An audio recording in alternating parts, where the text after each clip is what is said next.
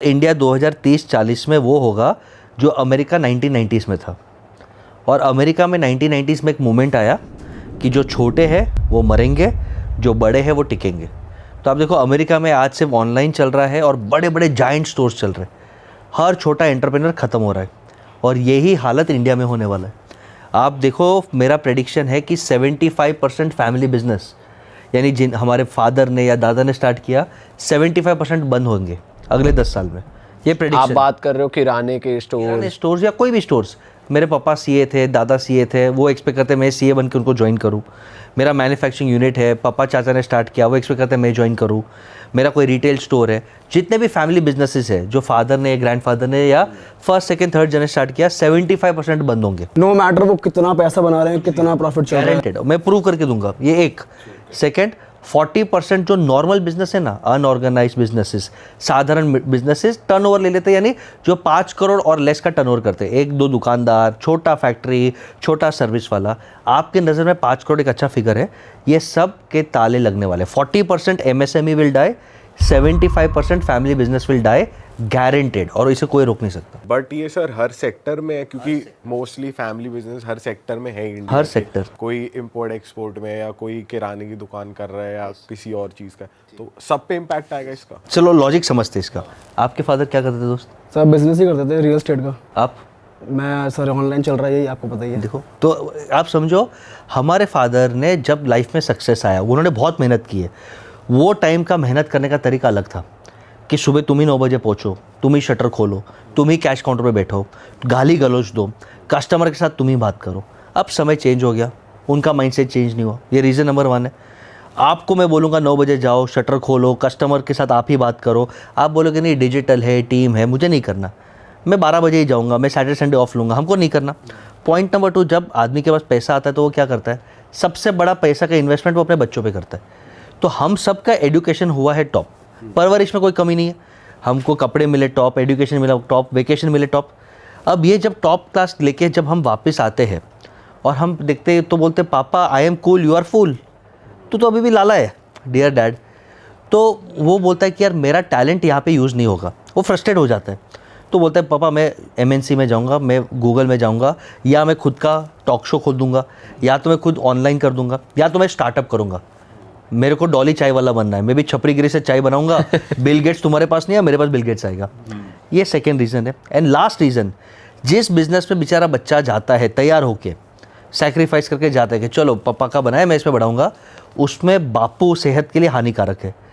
बापू power नहीं छोड़ रहा, चेक मेरे हाथ ही रहेगा, कैश मेरे हाथ ही रहेगा, डिसीजंस मेरे को ही पूछ के करना है, तो वो बच्चा अपना यूथ बिगाड़ देता है, फिर छोड़ देता है। तो ये रीजंस के कारण कि फादर सन का विजन, कम्युनिकेशन मैच नहीं हो रहा, फादर ने अपने आप को अपग्रेड नहीं किया, सन उनके साथ कम्युनिकेट नहीं कर पा रहा है, तो बच्चे ज्वाइन ही नहीं कर रहे। और ये दोस्त, ये सिर्फ इंडिया में नहीं है, यूरोप, 80% यूरोपियंस का हमें और हमारे जैसे लोगों को मेल्स आता है, we want to sell our company at discount, no one is there to run. हमने इतना लेगेसी बनाया, हमारे बच्चों को इंटरेस्ट ही नहीं है, या तो हमारे बच्चे ही नहीं है, या तो हमारे बच्चों को इंटरेस्ट ही नहीं है। और ये इंडिया में भी आपको देखने को मिलेगा। तो ये बहुत बड़ा टफ टाइम है। बट सर आज के टाइम पे जैसे हम सोशल मीडिया पे देखते हैं, हर दूसरा बंदा कोई ना कोई आइडिया ही बेच रहा होता है कि सक्सेसफुल बनना है, ऐसा ऐसा कर लो, ये कर लो, वो कर लो। तो आपके हिसाब से जब आपके पास कोई आता है कि मतलब कोचिंग के लिए या मेंटरिंग के लिए कि सर मुझे बिज़नेस शुरू करना है, तो आप कौन सा सेक्टर रेकमेंड करते हो, या आप क्या तरीका बताते हो? क्योंकि आपका स्टाइल बहुत यूनिक है, आप माइथोलॉजी को भी जोड़ते हो, बिल्कुल, और प्रिंसिपल्स को भी जोड़ते हो। तो आप बताओ कि आपके हिसाब से इस टाइम पे कौन से बिजनेस या किस डायरेक्शन में बढ़ना यंगस्टर्स के लिए ज़्यादा? बहुत सुंदर क्वेश्चन बोला, तो पूछा दोस्त। एक चीज़ समझ लो, मैं लोगों को ब्लंटली बोलता हूँ, ideas have zero value. Ideas रद्दी के भाव में बिकते हैं। Real beauty is execution. मेरे को टॉक शो लॉन्च करना है, मैं भी 10 दोस्त को बिठा दूंगा, अच्छे से टॉक शो लॉन्च कर दूंगा, नहीं कर पाए। बहुत मेहनत लगती है। आप जिस लेवल पे पहुँचे हो ये शो पे, बहुत मेहनत लगी है, बहुत स्ट्रगल लगता है, लोगों को दिखता नहीं है। 3 दोस्त बैठ के कर रहे हैं, तो आपको कॉपी करके हज़ारों लोगों ने स्टार्ट किया रहेगा और बंद भी हो गए रहेंगे, आइडिया नहीं रहेगा आपको। तो आइडिया सिर्फ ज़ीरो वैल्यू।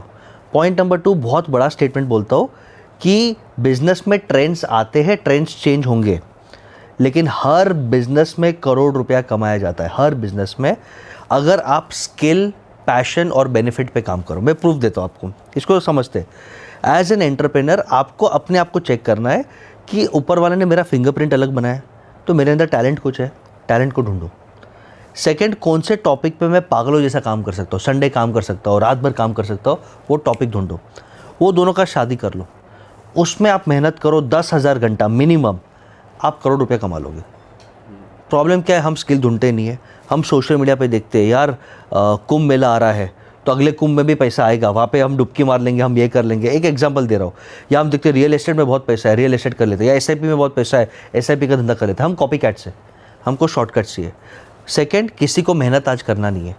आज सबको बटन दबा के, सबको डॉली चाय वाला जैसा सक्सेस चाहिए, सबको एलविश यादव बनना है, सबको वो दिखता नहीं एलविश यादव ने कितना मेहनत किया, वो दिखता नहीं लोगों को। तो लोग ये मेहनत नहीं करना चाहते। और मैं आपको ऐसा एग्जांपल देता हूँ जो मेरा बहुत वायरल हुआ है।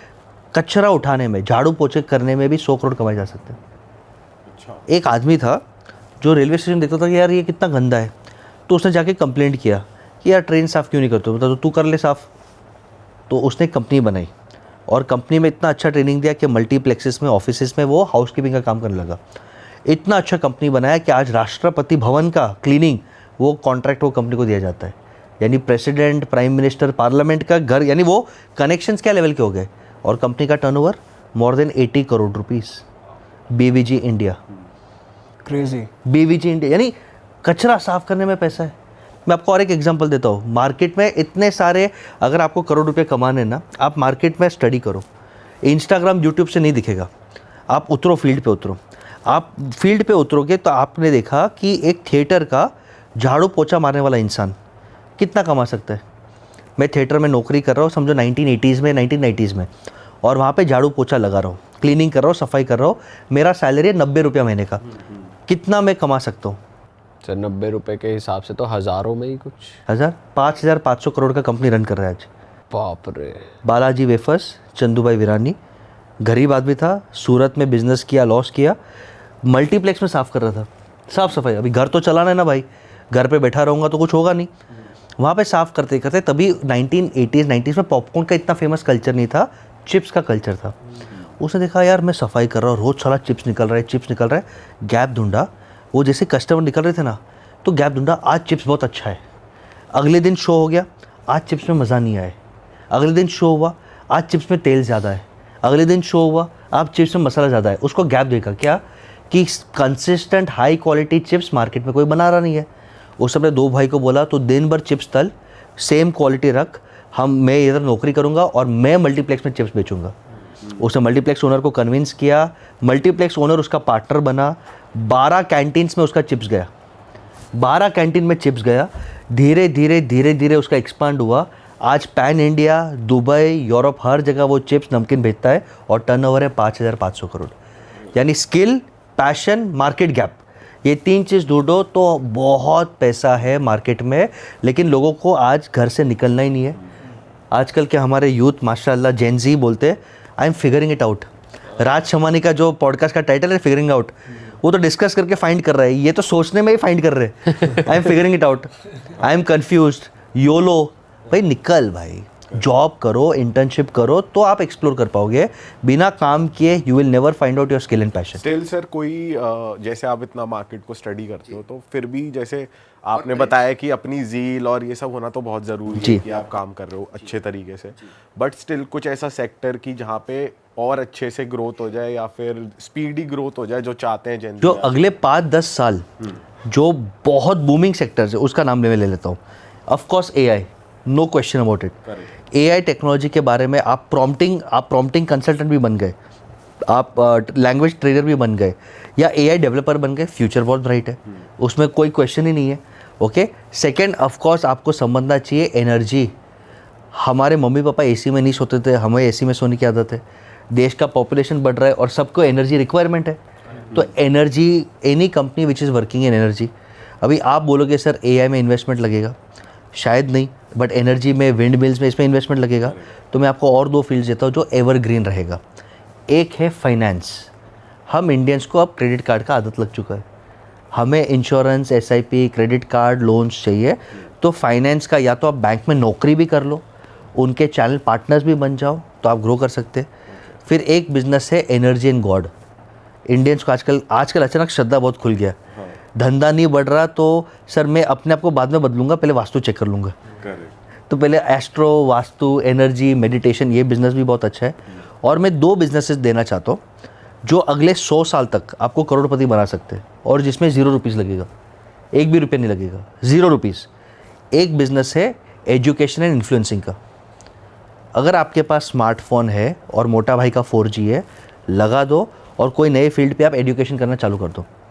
मेरा एक 16 साल का बच्चा है जिसने अपना एक चैनल चालू किया कि कौन सा पौधा लगाना चाहिए, क्या फ़ायदा होगा पौधे के ऊपर, कि ये पौधा ऑक्सीजन क्लीन करता है, ये पौधा IT का गैस ख़त्म करता है, ये पौधा नॉर्थ में लगाने से वास्तु इंप्रूव होता है। 12 लाख रुपये महीने का कमा रहा है। और वो कब से कर रहे हैं? 1 साल, 16 साल का बच्चा सर, 16 ईयर्स। तो any education that you do with right intent, people will follow, you will monetise. तो एक है। एंड सेकेंड, सब बोलते गंदा है बट सबसे बेस्ट धंधा है वो है सेल्स। सेल्स तो करना पड़ेगा और जो सेल्स करता है वो करोड़पति है। अगर आपको फाइनेंस में सेल्स करना है, LIC का एजेंट बन जाओ, इंश्योरेंस के एजेंट बन जाओ, म्यूचुअल फंड के एडवाइज़र बन जाओ, 0 कॉस्ट पे बन सकते हैं। आप समझो मेरे जैसे लोगों को अप्रोच करो कि सर हम आपको क्लाइंट्स देंगे, आप हमको रेवेन्यू शेयरिंग दो। आप बिल्डर्स को अप्रोच करो जो एथिकल है कि सर हम आपका फ्लैट बेच के देंगे, आप हमको रेवेन्यू शेयरिंग दो। आप बड़े ब्रांड्स को अप्रोच करके बोलो कि सर हम यूट्यूब पे वीडियो बनाएंगे, हम आपके एफिलिएट बनना चाहते हैं, एफिलिएट बनो। तो सेल्स और एजुकेशन, ये 2 फील्ड है जो 0 कॉस्ट कैपिटल में आप बड़े बन सकते हो अगर आपने उसमें हार्डवर्क किया तो। अरे वाह, आपने ये वीडियो यहाँ तक देख ली भाई, तुमने हमारी मेहनत सफल कर दिया। तुम ही लोग हो असली रियल हिट। और अगर आपको बहुत मजा आ रहा है ऐसी क्लिप्स में, ऐसी वीडियोस में, तो फटाफट जाइए प्लेलिस्ट पे, बिंज वॉच कीजिए, सारी वीडियोस देख डालो और मौज काटो। That is it. हम मिलेंगे नए पॉडकास्ट में, नई क्लिप में। Till then bye bye, see you, take care, do subscribe. Best of Real Talk Online. Okay, bye bye.